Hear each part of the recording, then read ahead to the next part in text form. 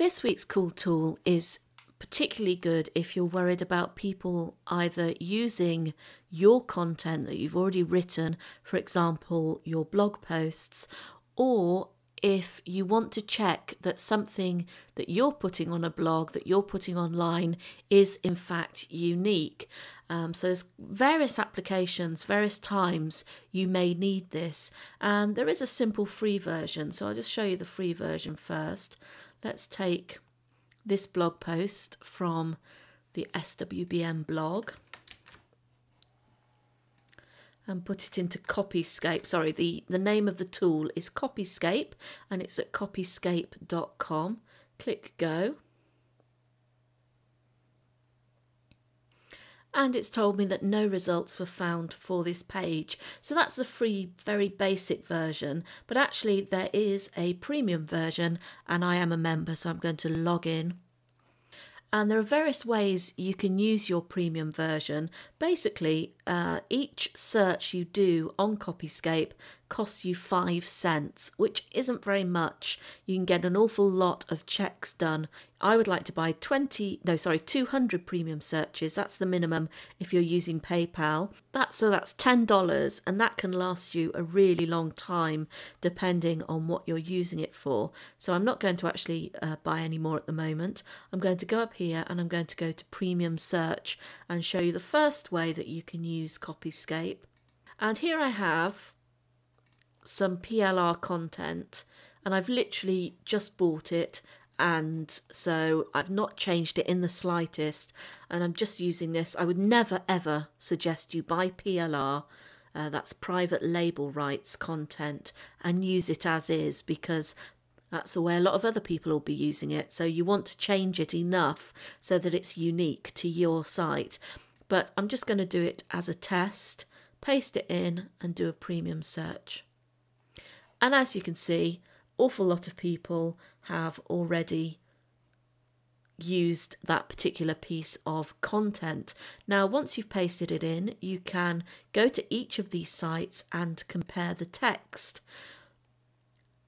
Copyscape are actually incredibly rigorous with their checks. So you could have a piece of content that has just 5% the same as something else. And to be honest, in most cases, I wouldn't worry about that. They really are quite strict. But if you look at something like this, and you can see that practically the whole thing is exactly the same as the PLR article that we've pasted in. I mean, literally a few words are different. So you definitely will be wanting to change that so that you're not the same as these others. The other way to do it is maybe you want to check that a particular article of yours hasn't been used. Say you're on eZine articles, you've got an article.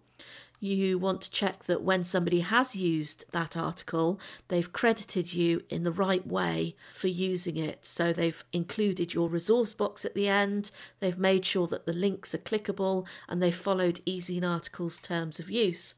So again, you would copy, paste it into there, find the places that it's been used, and then make sure that you have been given enough credit. The next place is Premium Compare. So let's say, for example, we've taken that piece of PLR content and we've rewritten it, and we want to check that it's different enough from the previous one to make sure that you've changed it enough, because quite often it's worth taking your best articles and rewriting them to produce another unique piece of content. So we're going to compare content. In this case, they match 100% because I have actually only just copied and pasted the same thing twice, but it will do a like for like comparison. The other thing you can do is a batch search. If you have a website and you've got a lot of pages on and you don't want to do one search after another on each blog post, then you can do a batch search. Each search, unfortunately, still for each URL, there is a 5 cents cost. So you do need to have enough money in your account to make sure it covers all the URLs it will be searching. But that's not a lot to ask for an occasional search, really. And the best thing is you can load them all in, either doing it by hand if you've only got a few, and then you're going to add to it each time you add a new URL, a new blog post to your blog, or you can actually get it to import the information from the RSS feed or from your sitemap. So it can actually do it all for you, import all the URLs, and then you go through, I just go through and double check, get rid of any that are unnecessary to check or are duplicated for whatever reason.